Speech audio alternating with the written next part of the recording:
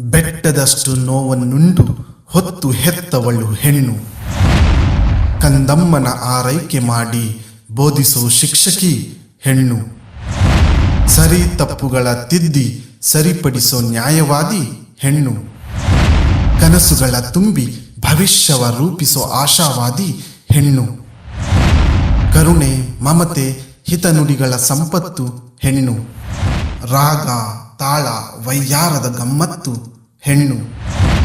ನಿಷ್ಕಲ್ಮಶ ಪ್ರೀತಿ, ಸ್ನೇಹಗಳ ಸಾಗರ ಹೆಣ್ಣು. ಸೃಷ್ಟಿಯ ನೀತಿ ಮೌಲ್ಯಗಳ ಆಗರ ಹೆಣ್ಣು. ಕತ್ತಲೆ ತುಂಬಿದ ಬಾಳಲ್ಲಿ ದಾರಿದೀಪವಾದವಳು ಹೆಣ್ಣು.